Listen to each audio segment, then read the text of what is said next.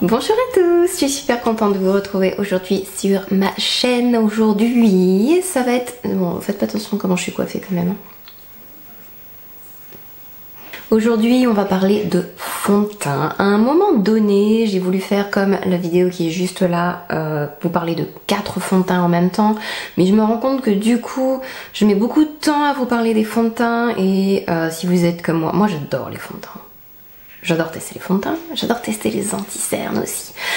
Et du coup, je me suis dit, allez, je vais faire comme je faisais avant. Et donc, du coup, aujourd'hui, nous allons parler du Airbrush Flawless Foundation que je teste maintenant depuis plusieurs mois. J'ai zoomé un peu sur mon visage pour que vous puissiez mieux voir. Je vais lever un peu, parce que voir mon front, c'est aussi pas mal, je pense. J'espère que vous aimerez cette vidéo. N'hésitez pas à mettre un pouce en haut si c'est le cas et à vous abonner à la chaîne si c'est pas déjà fait. Bon, allez, maintenant qu'on a fait l'intro comme il faut, on va parler du fond de teint. Il y a plein de choses à dire sur ce fond de teint. Enfin, Charlotte Tilbury a plein de choses à dire sur ce fond de teint. C'est, je trouve, quelqu'un d'assez fascinant à regarder quand elle parle, à écouter. Elle y va tout le temps avec énormément de darling, énormément de flawless, énormément de goddess, énormément de... Enfin, c'est assez impressionnant.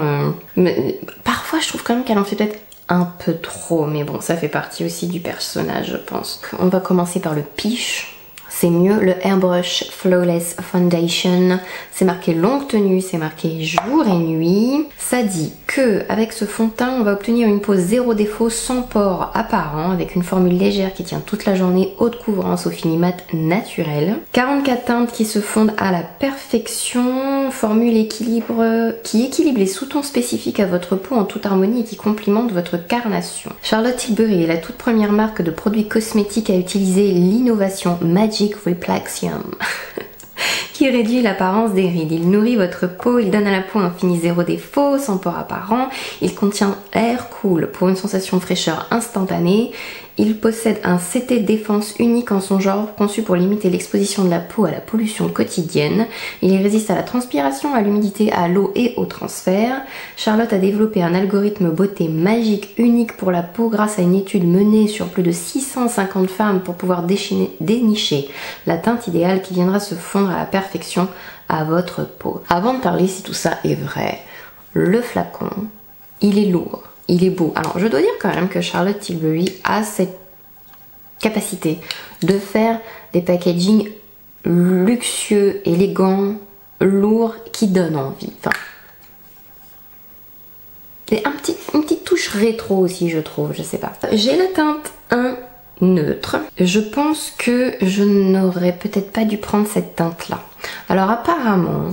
Si j'ai bien compris, il paraît qu'il ne faut pas se fier aux autres fonds de teint de la marque si vous avez les autres fonds de teint. Par exemple, si vous avez le Magic, les teintes avec celui-ci ne sont pas les mêmes. Donc vous ne pourrez pas vous fier aux teintes que vous avez déjà dans les autres fonds de teint si vous voulez choisir celui-ci. Apparemment, d'après les maquilleurs de la marque, il faut se fier plutôt à l'anti-cerne. Magic Away Liquid Concealer. Dans le Magic Away, j'ai la teinte 2. Donc je pense que j'aurais dû prendre plutôt dans la gamme des deux parce que celui-ci je le trouve un peu clair. Après c'est vrai que au fur et à mesure de la journée la teinte s'adapte un petit peu, donc au bout de quelques heures la couleur fait moins bizarre, mais j'ai vraiment l'air fantomatique au début et je trouve que le neutre me va pas du tout. Il y a des teintes olives dans les fonds de teint Charlotte Tilbury, mais pas dans les teintes claires à ma connaissance. Après j'ai pas testé toutes les couleurs, pour l'instant j'en ai qu'un, j'ai que celui-ci, donc je peux pas voir sur le reste.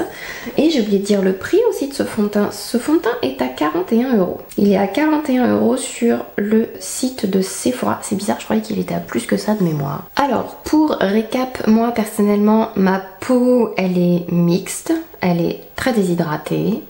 Elle est pas très contente en ce moment parce que j'ai... Ça c'est des boutons, alors j'en ai moins là. J'ai eu plein de boutons à cause d'un nettoyant que j'ai testé il y a pas longtemps. Je vous mets le lien de mes produits finis et de mes fails juste là. Je parle du nettoyant en question. La préparation de la peau avec ce fond de teint est hyper importante. Mais je dirais qu'avec tous les fonds de teint hyper couvrants et plus épais comme ça, et au fini mat, la préparation de la peau est hyper importante. Avec la peau plus déshydratée, moi j'aime bien l'utiliser le Primerizer. Sinon, il y a aussi le Photo Finish Primer Oil. Si vous êtes vraiment avec des plaques de sécheresse, c'est très bien pour ramollir un peu les plaques. Vous attendez avant d'appliquer votre fond de teint et vous pouvez appliquer le fond de teint. Oui, il y aura une vidéo dédiée aux peaux sèches dans pas longtemps, pour le maquillage en tout cas. Et sinon vraiment une crème riche, la Moisturizing Cream par exemple de CeraVe. La crème que vend Charlotte Tilbury, je crois la Magic Cream, est aussi très bien, mais il faut vraiment quelque chose de plus riche. Ça va aider vraiment à l'application. Avec ce fond de teint surtout, parce qu'on va passer à l'application quand même un jour, point trop n'en faut. Une pompe et demie.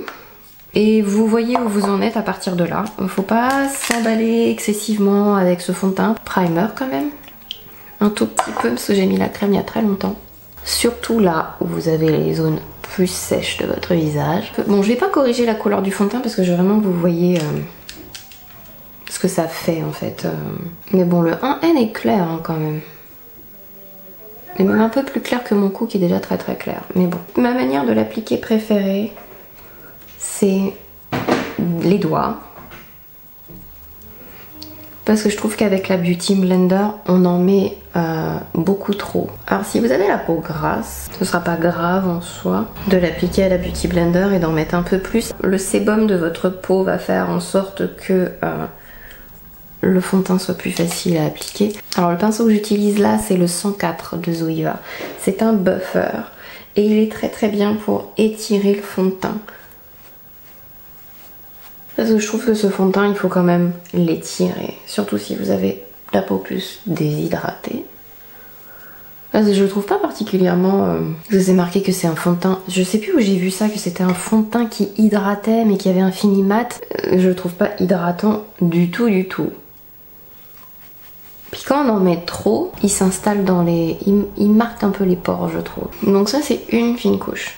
Et j'ai pas utilisé tout le fond de teint que j'ai mis sur la palette. Si vous l'appliquez en 2 couches, on sent déjà que ça accroche plus. Et j'aime bien le poudrer quand même. Parce que je trouve que... En fait, comme c'est un fond de teint qui est un peu soin en même temps, il est quand même un peu collant. J'ai tout enlevé. Je vais vous montrer l'application un peu plus avec une Beauty Blender en fait. Donc j'ai utilisé la Moisturizing Cream. J'attends au moins 20 minutes, une demi-heure avant d'appliquer le fond de teint. Si vous avez la peau sèche, je vous conseillerais de préparer avec un primer oil. Donc les zones qui sont plus sèches, on en met un peu là. Je vais en mettre aux endroits où c'est plus sec. Pas tant au fond, mais c'est le côté de mes yeux en ce moment, autour de mon nez. Vous voyez, je tapote l'huile et je vais attendre donc 5-10 minutes. Alors bien sûr, si vous avez la peau grasse et que vous voulez une couvrance maximum et l'utiliser avec la Beauty Blender, mettez votre primer, vos soins comme d'habitude. J'en mets un peu, je vous rappelle, il n'en faut pas beaucoup. Une pompe, ça suffit largement. Je préfère étaler directement sur mon visage par contre que de saturer l'éponge avec. Je sais pas si vous voyez ce que je veux dire. Ensuite mon éponge, celle-ci c'est une Real Techniques. Vous voyez, ça fait beaucoup plus masque. Je descends dans mon cou. Il y a beaucoup plus de couvrance du coup. Bon, et alors la couleur fonce un petit peu au fur et à mesure, ça devient moins clair. Mais c'est vrai que comme la couleur c'est pas tout à fait ça et que c'est un fond de teint qui est extrêmement couvrant, forcément on a l'impression que je viens de mettre un masque hein, littéralement. Mais du coup appliqué comme ça, comme je vous disais tout à l'heure, il file un peu plus.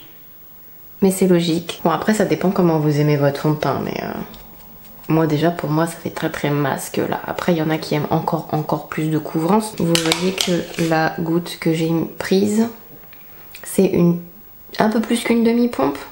Juste là, et j'ai pas tout pris, donc on peut faire encore plus couvrant. Enfin voilà, donc ça c'est on va dire une demi-pompe mais appliquée à la Beauty Blender. Bon, un peu plus qu'une demi-pompe quand même, presque une pompe entière.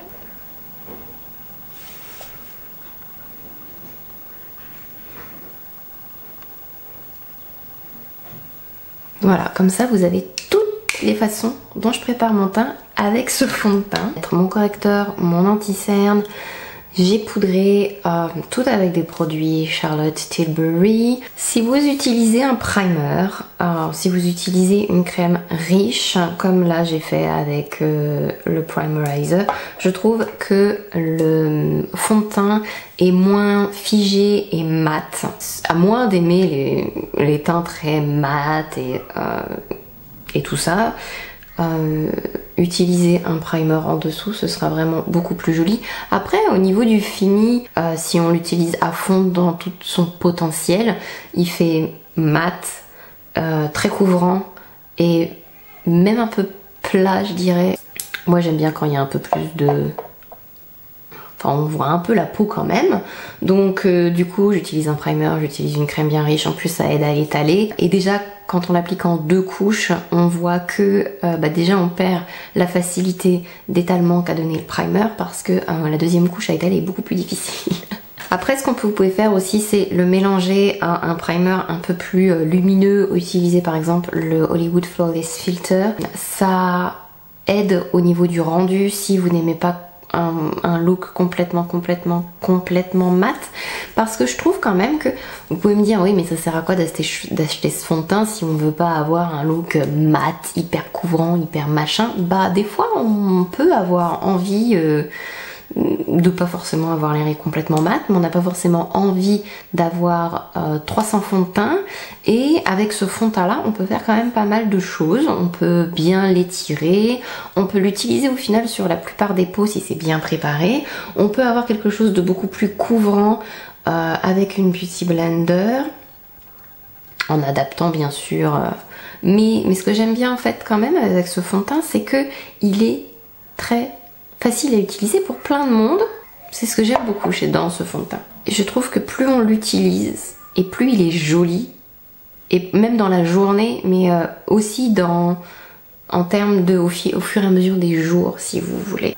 Bon, après, comme je vous disais, autour de ma bouche, mais autour de la bouche, qu'un fond de teint file un petit peu quand ils sont avec cette texture là et autant couvrant, comme je vous disais tout à l'heure, c'est normal que ça file un petit peu.